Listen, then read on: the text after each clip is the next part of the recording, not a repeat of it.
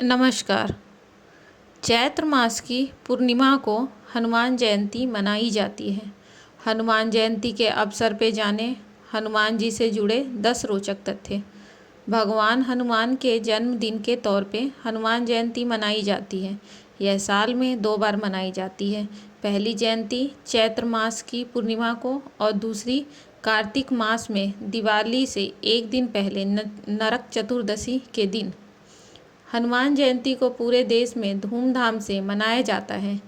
आइए जानते हैं हनुमान जयंती के अवसर पर हनुमान जी से संबंधित 10 रोचक तथ्य। कुछ लोगों का मानना है कि हनुमान जी आज भी पृथ्वी पर विराजमान हैं। यूँ तो हम विभिन्न टीवी धारावाहिकों के कारण विभिन्न देवी देवताओं के बारे में बहुत कुछ जानते हैं, लेकिन कुछ बातें ऐसी हैं जिनके बारे में सभी लोग नहीं जानते। वर्तमान समय में अगर कोई व्यक्ति अपने जीवन में साहस और ताकत पाने की इच्छा रखते हैं तो उसे भगवान हनुमान की आराधना करने की सलाह दी जाती है। इसका कारण यह है कि हिंदू पौराणिक कथाओं में हनुमान जी को सबसे अधिक बलशाली और ताकतवर देवता कहा गया है। आइए जानते हैं हनुमान जी से जुड़े 10 रोचक तथ्य। हनुमान जी के 5 सगे भाई थे। आपको जानकर आश्चर्य होगा कि हनुमान जी के 5 सगे भाई भी थे और वह पांचों ही विवाहित थे। इस बात का उल्लेख ब्रह्मांड पुराण में मिलता है। इस पुराण में भगवान हनुमान के पिता केसरी एवं उनके वंश का वर्णन शामिल है।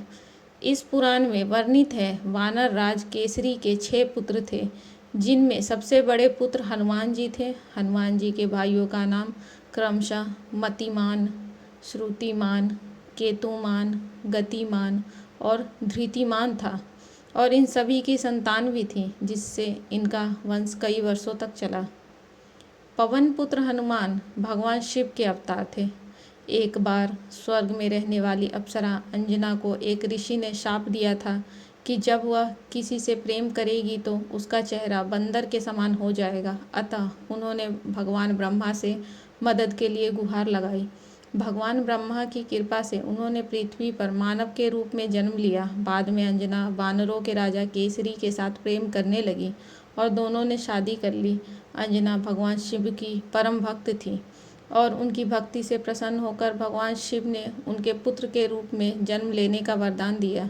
कुछ दिन बाद जब राजा दशरथ पुत्रोष्टि यज्ञ कर रहे थे, जिसके बाद ऋषि ने उन्हें अपनी सभी पत्नियों को खिलाने के लिए खीर दिया। रानी कौशल्या के हिस्से का कुछ खीर एक चील लेकर भाग गया। वह चील जब खीर लेकर उड़ रहा था तो भगवान शिव के संकेत पर वायुदेव ने उस खीर के कुछ हिस्से को ध्यान कर रही अंजना के हाथों पर गिरा दिया। अंजना ने इसे भगवान शिव का प्रसाद समझकर खा लिया, जिसके परिणाम स्वरूप अंजना ने पवन पुत्र हनुमान को जन्म दिया, जो भगवान शिव के अवतार हैं। हनुमान जी का नाम बजरंगबली पड़ने का कारण। एक बार देवी सीता को सिंदूर लगाते देखकर हनुमान जी ने उनसे पूछा कि वह सिंदूर क्यों लगाती हैं। इस पर देवी सीता ने जवाब दिया कि चूँकि श्री राम उनके पति हैं, अतः मैं उनकी लंबी उम्र की कामना के लिए सिंदूर लगाती हूँ। यह सुनकर हनुमान जी ने सोचा कि अगर देवी सीता द्वारा थोड़ा सिंदूर लगाने से श्री राम की उम्र लंबी हो सकती है, तो अगर मैं पूरे शरीर पर सिंदूर लगा लूं तो श्री राम की उम्र कई गुना बढ़ जाएगी। ऐसा सोचकर उन्होंने अपने पूरे शरीर पर सिंदूर लगा लिया। चूँकि सिंदूर को बजरंग भी कहा जाता है, अतः उस दिन के बाद से हनुमान जी को बजरंगबली भी कहा जाने लगा और यही कारण है कि जब भी उनकी पूजा होती है उन्हें सिंदूर चढ़ाया जाता है। संस्कृत में हनुमान का अर्थ विकृत जबड़ा।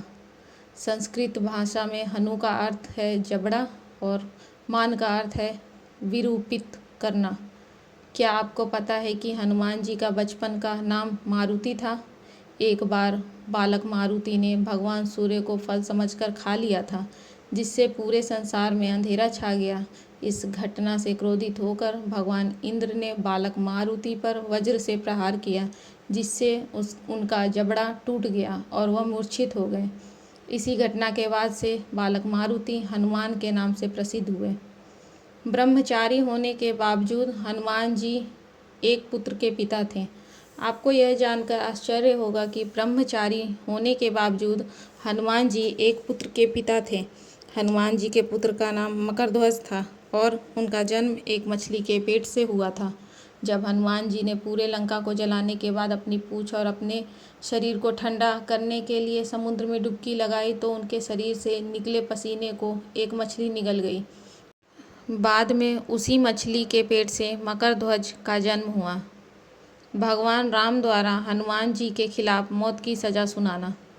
एक बार नारद के कहने पर हनुमान जी ने विश्वामित्र को छोड़कर सभी संतों का स्वागत किया, क्योंकि विश्वामित्र भी किसी समय एक बार राजा थे। इस बात से विश्वामित्र काफ़ी नाराज हुए और उन्होंने भगवान राम से हनुमान जी को मृत्यु दंड देने के लिए कहा। चूँकि विश्वामित्र भगवान राम के गुरु थे, अतः वे उनके आदेश को टाल नहीं सके और हनुमान जी पर बाणों की बौछार कर दी।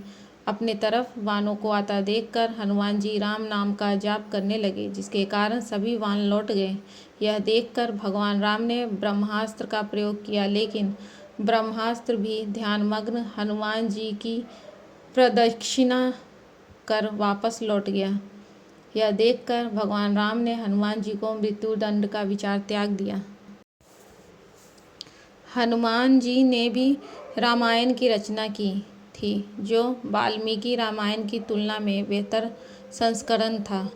लंका विजय और भगवान राम के राज्याभिषेक के बाद हनुमान जी हिमालय पर्वत पर चले गए और हिमालय की दीवारों पर राम की कहानी को अपने नाखूनों से उकेरा। जब महर्षि वाल्मीकि अपने द्वारा रचित रामायण को दिखाने के लिए हनुमान जी के पास गए तो उन्होंने दीवारों की वर्णित रामायण को देखकर उदास हो गए, क्योंकि वाल्मीकि का मानना था कि हनुमान जी द्वारा रचित रामायण श्रेष्ठ है और उनके द्वारा रचित रामायण की ओर किसी का ध्यान नहीं जाएगा। हनुमान जी ने जब वाल्मीकि को उदास देखा तो वह उनकी समस्या समझ गए और उन्होंने अपने द्वारा रचित रामायण को मिटा दिया। हनुमान जी और भीम दोनों भाई थे।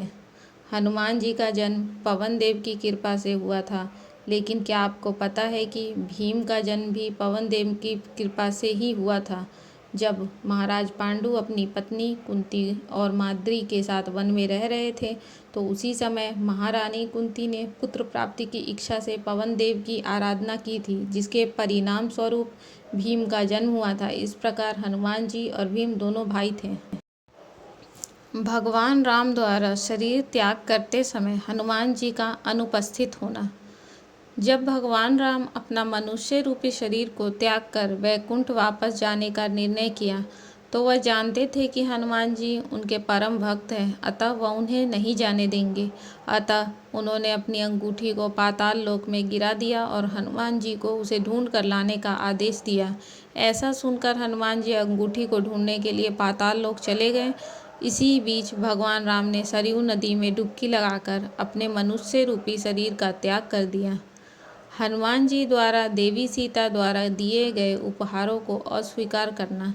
भगवान राम के राज्याभिषेक के बाद देवी सीता ने सभी लोगों को उपहार दिया था। इसी क्रम में उन्होंने हनुमान जी को एक खूबसूरत मोती का हार उपहार स्वरूप प्रदान किया।